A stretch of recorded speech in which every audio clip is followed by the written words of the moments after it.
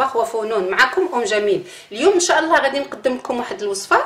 هذه الوصفه اللي هي كتفكرني بالطفوله ديالي وعزيزه عليا بزاف، وكذلك غادي نقدمها بالطريقه ديال الوالده الله يرحمها. الكعك الوجدي. هذا الكعك الوجدي غادي نحتاج له ان شاء الله هنايا 250 مليلتر نتاع الزيت، ما يعادل واحد الكاس بحال هذا شويه. غادي نحتاج واحد الكاس كذلك عامر ديال السكر 200 حتى ل 230 غرام، واحد الكاس ما عامرش نتاع الجلجلان اللي انا نقيته وحمرته. كذلك غادي نحتاج واحد الكاس بحال هذا اللي هو ما عامرش، هذه واحد 150 مليلتر. نحتاج هنايا البسباس، حبه حلاوه والنافع، ناخذوهم ونغسلوهم ونيبسوهم ونطحنوهم. واحد المطحنه بحال هذا الشكل الا بغيتو نطحن فيها غير المسائل تاع الكاطو. نحتاج واحد كيلو فرينه، وكذلك غادي نحتاج الماء الزهر. ماء الزهر غادي نحتاج له واحد الكاس ما عامرش بحال هذا. ناخذ واحد القصعه، اولا زيت، فلو السكر، غادي نضيف كذلك هنايا البسباس وحبه حلاوه والنافع. غادي ناخذ السكر فاني وغادي نخلط ماء الزهر،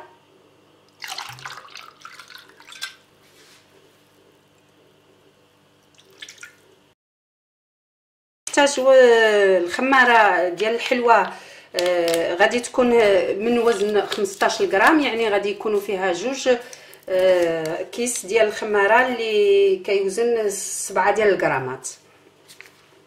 بالنسبه للحبوب اللي استعملتها هنايا، هذا البسباس وهذا النافع، وكاين حبه حلاوه اللي كتكون غليظه على هادي. نضيف الماء، نضيف هنايا الجلجلان اي السمسم، نضيف واحد النسبه نتاع دقيق الفرينه. والفرينه هنايا بطبيعه الحال عندنا كيلو اللي هي مغربله، وتقدر ما يدخلش كيلو. نغربل الخماره، نخلط. كما كتلاحظوا هذا الوصفه نتاع الكعك ما فيهش البيض، الوصفه الاصليه. غادي نضيف باقي ديال الدقيق ونعجنوه مزيان. بالنسبه اللي بغات تخلطها في آلة العجين تقدر ديرها، ما كاين حتى شي مشكله.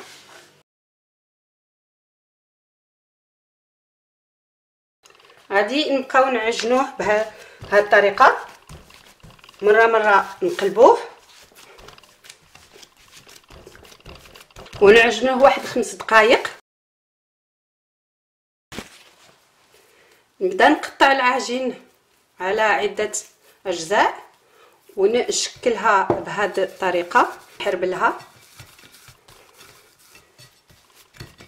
العائله ديالي اللي غادي تشوف هذا الفيديو غادي نذكرهم بالذكريات لي بوفر مساكين، سي ايموسيونيل.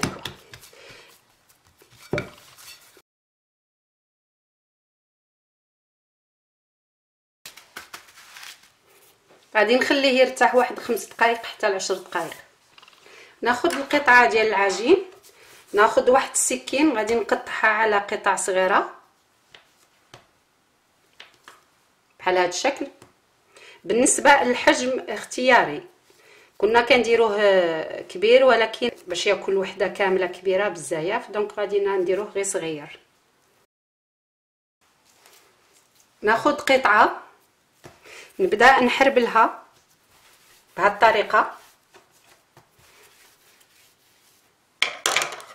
ناخذ مقص ولا سكين، نقطع واحد الجنب نفتحو، ناخذ الجنب الاخر نديرو لداخل ما بين القطعتين ونثبتو مزيان،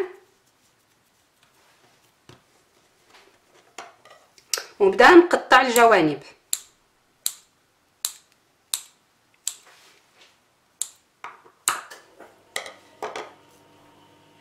نحطو في انيه اللي غادي تمشي للفرن ملبسه بالكاغط ولا بحال هاد لا ماتيغ طابي اللي يمشي للفرن.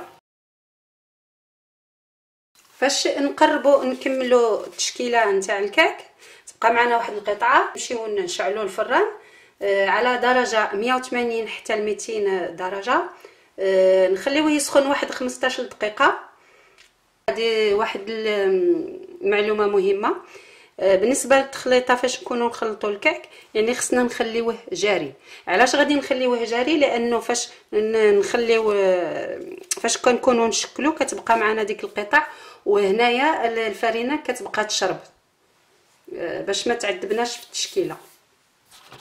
الفرينه اللي خدمتها هنايا خصكم تخدموا تيب 45 اللي الفرينه اللي مختصه بالحلويات. فاش كنكونوا نوضعوا الكعك يعني في الانيه اللي غتمشي للفرن، ما نساوش اننا نبعدوا قطعه الاخرى باش فاش من يكونوا يطيبوا ما يتلاصقوش. من بعد ما يطيب الكعك كيجي بهذا الشكل، بقى تقريبا 21 دقيقه. نقدموه للعائله. بالنسبه لهذا الكعك باش يطول معنا مده طويله خصنا نديروه في واحد العلبه ونغلقوا عليها باحكام. بالنسبه لهاد الوصفه نتاع الكعك هي وصفه سهله والي سامبل، ما كتطلبش بزاف ديال المجهود ولا شي تقنيه كبيره، ولكن كتجي لذيذه بزاف ونهديها للذكرى نتاع الوالده ديالي الله يرحمها. Ça m'a fait un grand plaisir de la faire. نتمنى انني توفقت في الوصفه. ما تنساوش انكم تخليوا لي التعليقات، ما تنساوش كذلك انكم تقسموها مع الاصدقاء والصديقات، والى اللقاء في فيديو اخر ان شاء الله.